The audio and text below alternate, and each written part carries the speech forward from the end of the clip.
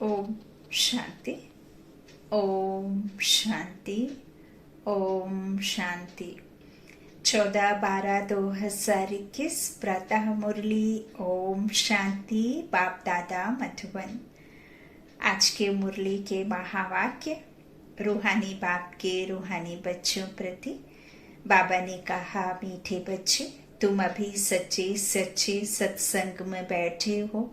तुम्हें सचखंड में जाने का मार्ग सत्य बाप बतला रहे हैं।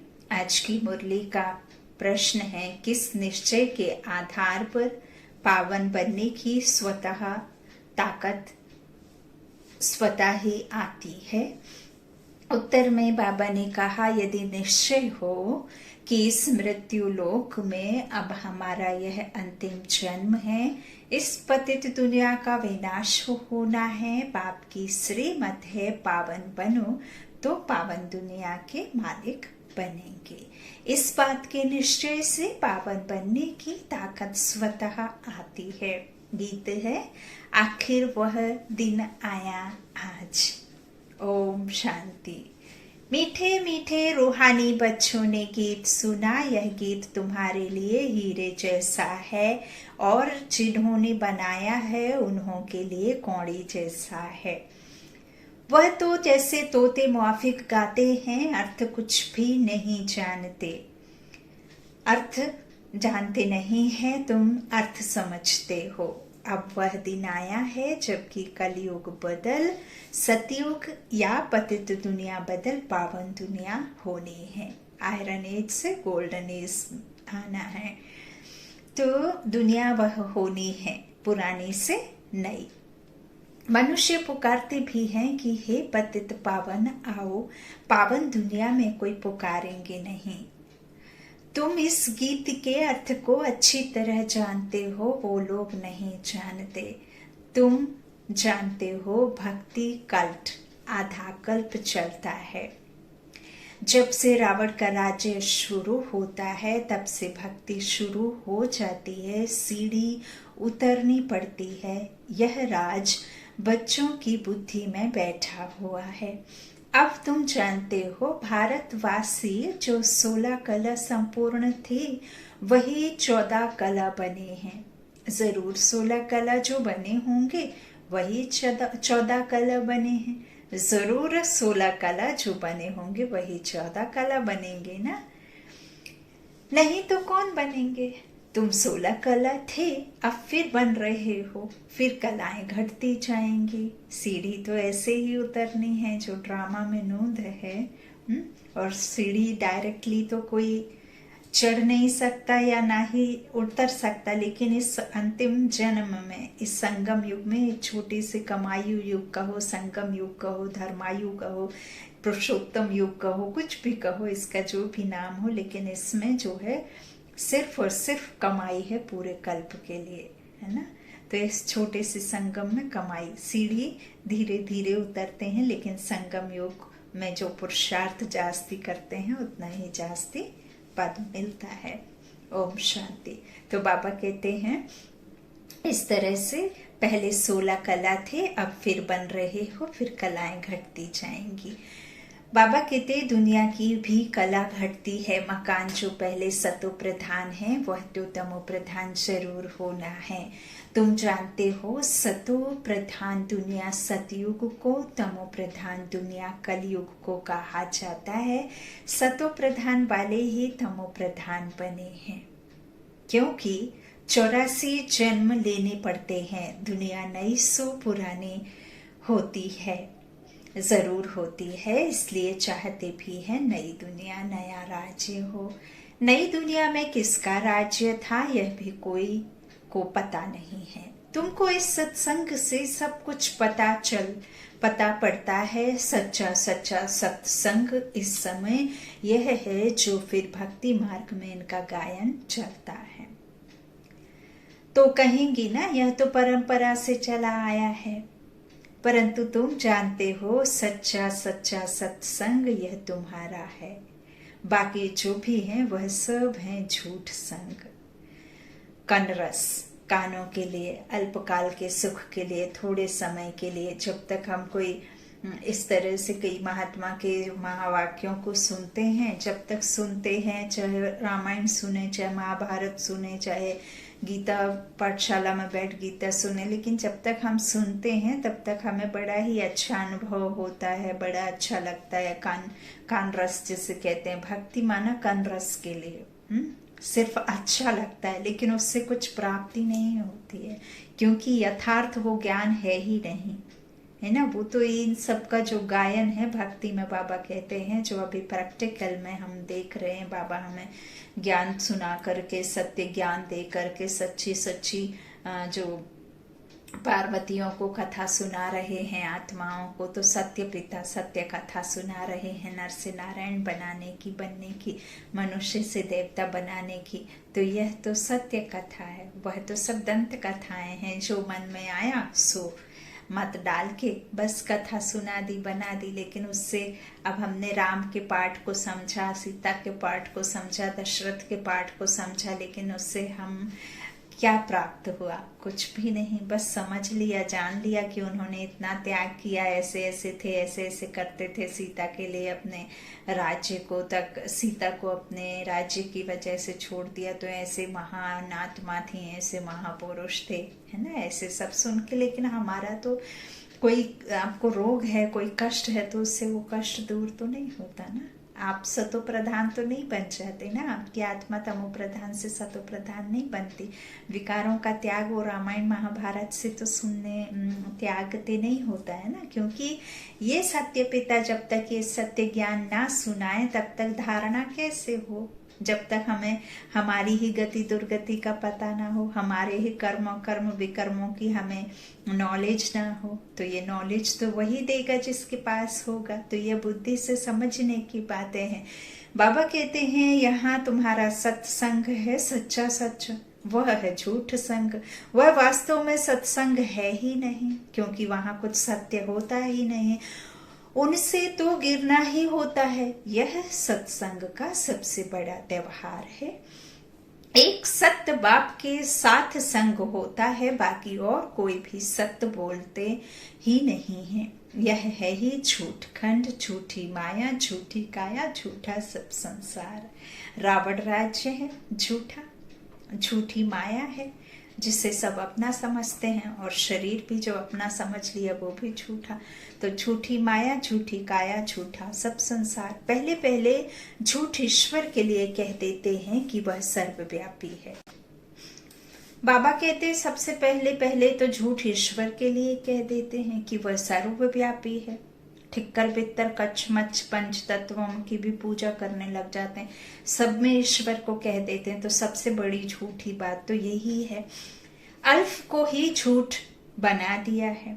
तो तुम्हें पहले पहले परिचय देना है बाप का, वह तो उल्टा परिचय दे देते हैं। झूठ तो झूठ, सच की रत्ती भी नहीं। यह ज्ञान की बातें हैं, ऐसे नहीं कि पानी को पानी कहना झूठ है। यह है ज्ञान और अज्ञान की बात। ज्ञान एक ही ज्ञान सागर बाप देते हैं, जिसको रूहानी ज्ञान कहा जाता है। आत्मा के लिए आत्मा का ज्ञान परमात्मा के पास होता है, वह हमें ज्ञान सागर ज्ञान देते हैं। बाबा कहते हैं रूहानी ज्ञान कहा जाता है। सतयुग में झूठ होता नहीं।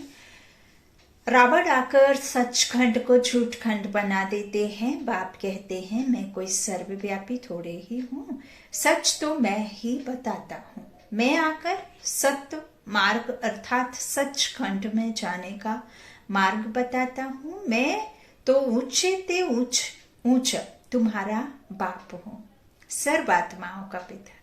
आता ही हूँ तुमको वर्षा देने, तुम बच्चों के लिए मैं सौगात ले आता हूँ। हथेली पर बहिष्ट लेकर आता हूँ, स्वर्ग। मेरा नाम ही है हेवनली गॉड फादर। हेवन हथेली पर ले आते हैं, स्वर्ग में होती है स्वर्गवासी देवताओं की बादशाही। अभी तुमको स्वर्गवासी बना रहे हैं। सच्चा तो एक ही बाप है, इसलिए बाप कहते हैं Hear no evil, see no evil। बुरा मत सुनो, बुरा मत देखो। यह सब मरे पड़े हैं, कब्रिस्तान है, इनको देखते भी नहीं देखना है। तुमको लायक बनना है नई दुनिया के लिए। इस समय सब पतित हैं, गोया स्वर्ग के लायक नहीं है। बाप कहते हैं तुमको रावण ने नालायक बनाया है।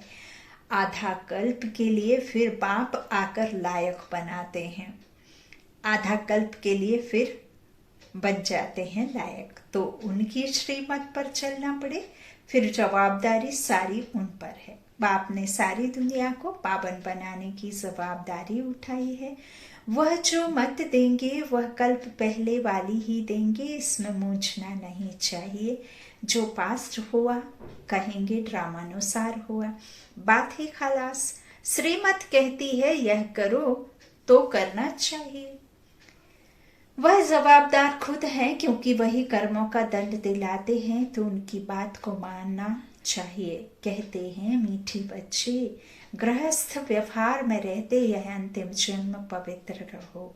यह बाबा कहते मृत्यु लोक, इस मृत्यु लोक में यह हमारा अंतिम जन्म है। यह बात जब समझें तभी पावन बन सकें। बाप आते ही हैं तब जब पतित दुनिया का विनाश होना है। पहले स्थापना फिर विनाश अक्षर भी अर्थ सहित लिखना पड़े। ऐसे नहीं स्थापना पालना विनाश। अभी तुम बच्चे जानते हो हम पढ़ करके उच्च पद पाएंगे। यह बुद्धि में हड्डी रहना चाहिए।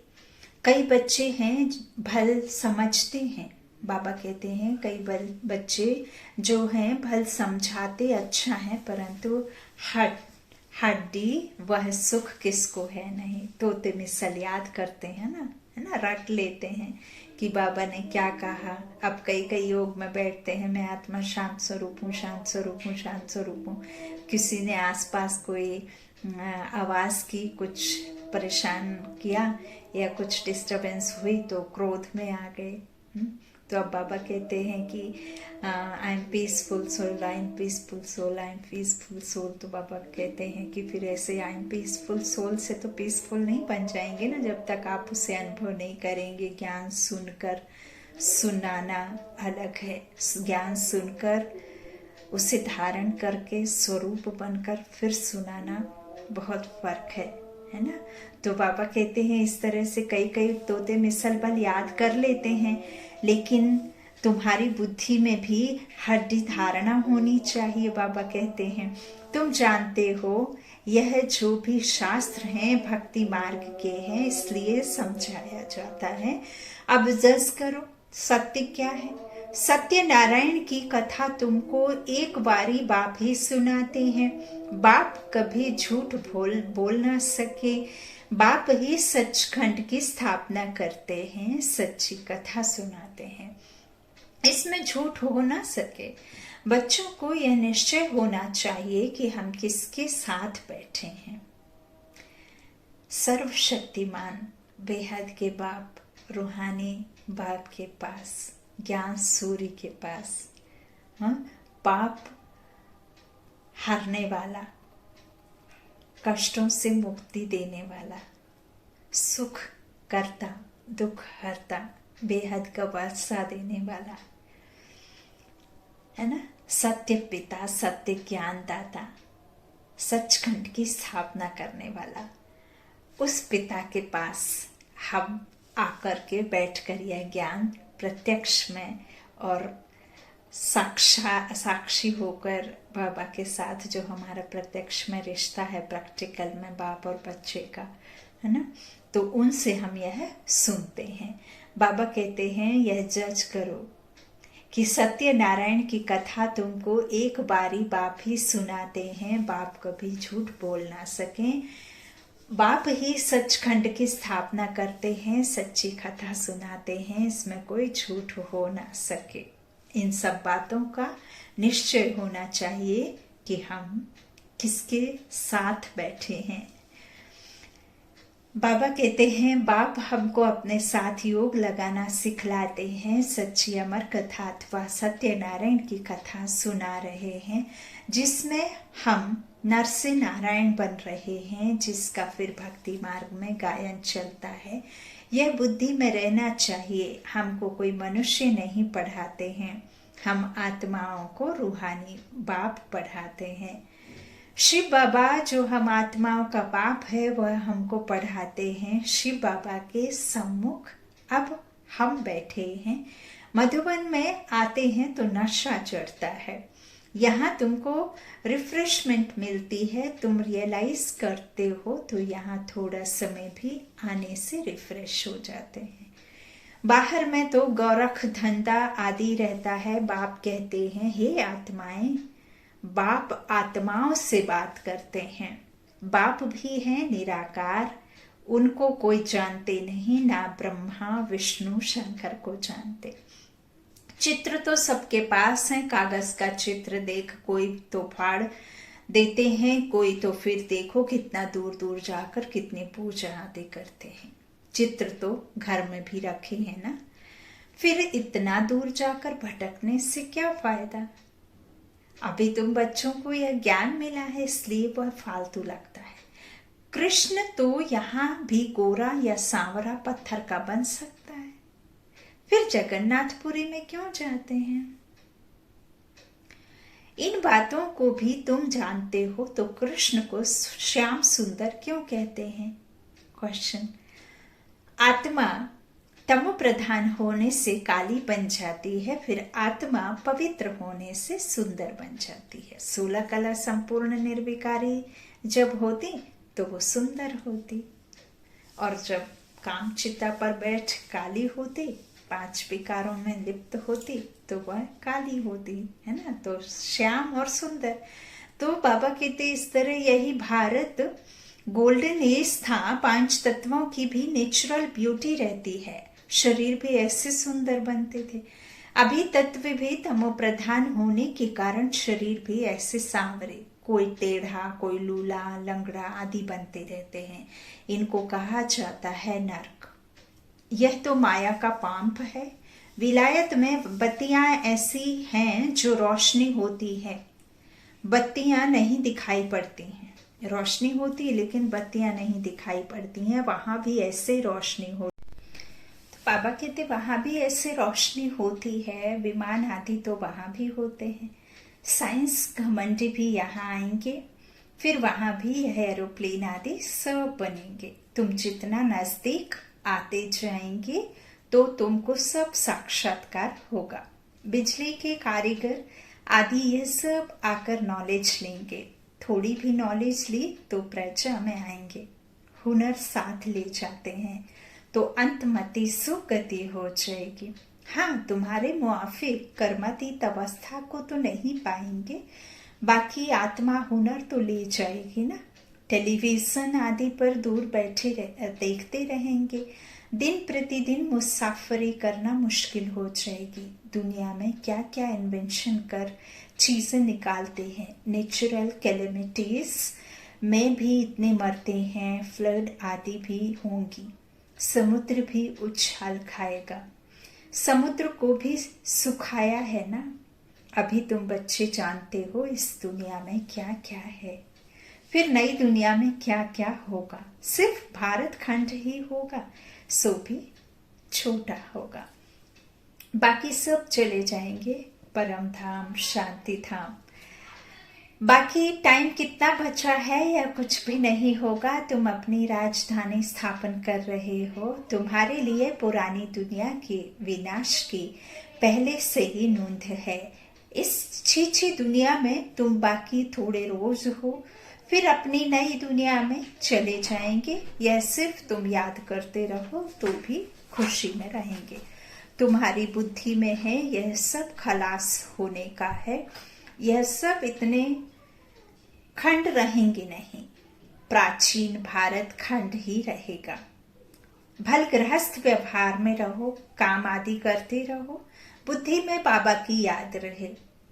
तुमको यह मनुष्य से देवता बनने का कोर्स उठाना है। गृहस्थ व्यवहार में रहते, नौकरी करते, बाप को और चक्र को याद करो। एकांत में बैठकर विचार सागर मंथन करो। कुदरती आपदाएं आएंगी, जिससे सारी दुनिया खत्म हो जाएगी। सतयुग में बहुत थोड़े मनुष्य रहते हैं, वहां कैनाल्स आदि की दरकार नहीं। यहाँ तो कितने कैनाल्स खोदते हैं, नदियां तो अनादि हैं। सतयुग में जमुना का कंठ होगा, वहां सब मीठी पानी के ऊपर महल होंगे। यह बॉम्बे होगी नहीं, इनको कोई नई बॉम्बे थोड़ी ही कहेंगे। तुम हर एक बच्चे को समझना है कि हम स्वर्ग के लिए राजाई स्थापन कर रहे हैं, फिर यह नरक रहेगा ही नहीं। रावणपुरी खत्म हो जाएगी, रामपुरी स्थापन हो जाएगी। तमो प्रधान पृथ्वी पर देवताएं पैर धर ना सके। कहते हैं ना, देवी देवताओं के पैर इस धरनी पर नहीं पड़ते, क्योंकि ये धरनी पराई है, ये रावण राज्य है, ये पतित दुनिया है। पतित दुनिया में कोई भी जो निर्विकारी आत्माएं रह ना सके, है ना, ये विकारी दुनिया है। तो यहाँ देवताओं के पैर नहीं पड़ते। जब चेंज होगी तब पांव धरेंगे। इसलिए लक्ष्मी को जब बुलाते हैं तो सफाई आदि करते हैं, लक्ष्मी का आह्वान करते हैं, चित्र रखते हैं, परंतु उनके ऑक्यूपेशन का किसको पता नहीं, इसलिए आइडल प्रस्थि कहा जाता है। पत्थर की मूर्ति को भगवान कह देते हैं। इन सब बातों को तुम बच्चे अभी समझते हो। परमात्मा ही बैठ समझाते हैं। आत्मा आत्मा को समझा ना सके, भाई भाई को समझा ना सके, भाई भाई से वर्षा मिल ना सके, काका चाचा मामा काका से किसी से भी प्रॉपर्टी मिल ना सके। प्रॉपर्टी उस एक से ही मिलेगी जो सर्वात्माओं का बाप है। तो इस तरह बाबा कहते हैं, आत्मा को आत्मा समझा ना सके। आत्मा कैसे और क्या क्या पार्ट बचाती है, वह भी तुम अभी समझा सकते हो। बाबा आकर रियलाइज कराते हैं कि आत्मा क्या चीज है। मनुष्य तो ना आत्मा को ना परमात्मा को जानते हैं, तो उनको क्या कहेंगे। मनुष्य होते हुए चलन जैसे जानवर मिसल है। अभी तुमको ज्ञान मिला है, सीढ़ी पर किसको समझाना तो बड़ा सहज है। सूफी हड्डी समझाना चाहिए, हड्डी समझाना चाहिए। हम भारतवासी जो देवी देवता धर्म वाले थे, वह कैसे सतो प्रधान बने, फिर सतो रजो तमो में आए। यह सब बातें धारण करनी होती है, तभी विचार सागर मंथन होगा। धारणा ही नहीं होगी तो विचार सागर मंथन हो ना सके। सुना और धंधे में लग जाते हैं। विचार सागर मंथन करने का टाइम नहीं तो तुम बच्चों को रोज पढ़ना है और उस पर विचार सागर मंथन करना है। मुरली तो कहाँ भी मिल सकती है। विशाल बुद्धि होने से पॉइंट्स को समझ लेते हैं। बाबा रोज समझाते हैं। गंगा पर भी तुम जाकर समझा सकते हो। सर्व का सदगति दाता बाबा है या पानी की गंगा। तुम क्यों मुफ्त में पैसा बर्बाद करते हो। अगर गंगा स्नान से पावन बन सकते हैं तो गंगा पर बैठ जाओ, बाहर निकलते ही क्यों हो। बाप तो कहते हैं, श्वासों श्वास मुझे याद करो, यही योग अग्नि है। योग अर्थात याद। समझाने तो बहुत है, परंतु कोई सतो प्रधान बुद्धि है तो झट समझ जाते हैं। कोई रजो कोई तमो बुद्धि भी है। यहाँ क्लास में नंबर वार नहीं बिठाया जाता है, नहीं तो हार्ट फेल हो जाए। ड्रामा प्लान अनुसार किंगडम पूरी स्थापन हो रही है। फिर सतयुग में थोड़े ही बाप पढ़ाएगा। बाप की पढ़ाई का एक ही समय है कि भक्ति मार्ग में झूठी बातें बनाते हैं। वंडर तो यह है जो पूरे 84 जन्म लेते हैं, उनका नाम गीता पर डाल दिया है, और जो पुनर्जन्म रहित हैं उनका नाम गुम कर दिया है। तो 100% झूठ हो गया। जब भगवान को ही उल्टा सीधा कर दिया तो फिर और कौन बचा। तो बच्चों को बहुतों का कल्याण करना है। तुम्हारा सब कुछ है गुप्त, यहाँ तुम ब्रह्म कुमार कुमारियां अपने लिए स्वर्ग की सूर्यवंशी चंद्रवंशी राजधानी स्थापन कर रहे हो, यह भी किसकी बुद्धि में नहीं आएगा। तुम्हारे में भी भूल जाते हैं तो दूसरे फिर क्या जानेंगे। तुम यह नहीं भूलो तो सदैव खुशी में रहो, भूलने से ही गुटखा खाते हो। आज मीठे मीठे सिक्की लाधे बच्चों प्रति माता पिता बाप दादा का याद प्यार और गुड मॉर्निंग। रूहानी बाप की रूहानी बच्चों को नमस्ते। हम रूहानी बच्चों की रूहानी माता पिता बाप दादा को याद प्यार और गुड मॉर्निंग। शुक्रिया बाबा, मीठे बाबा, प्यारे बाबा, सबका साथी सबका सहारा। धारणा के लिए मुख्य सार, पहला बाबा ने कहा हड्डी जिगरी सुख का अनुभव करने के लिए बाप जो पढ़ाते हैं उससे बुद्धि में धारण करना है, विचार सागर मंथन करना है, गाय की तरह घास खा के जुगाली करते रहना है। दूसरा, इस कब्रिस्तान को देखते भी नहीं देखना है, hear no evil, no see no evil. नई दुनिया के लायक बनना है, आज का वरदान है। कंबाइंड रूप की सेवा द्वारा आत्माओं को समीप संबंध में लाने वाले कंबाइंड रूपधारी भाव।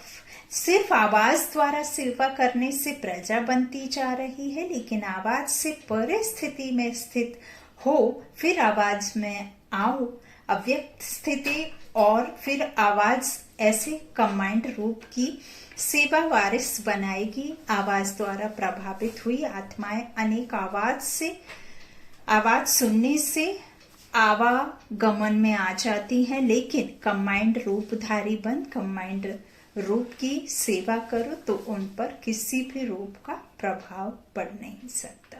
आज का स्लोगन है, साधनों में बेहद के वैराग्य वृत्ति की साधना मर्ज होने ना दो। साधनों में बेहद के वैराग्य वृत्ति की साधना मर्ज होने ना दो। ओम शांति, ओम शांति, ओम शांति।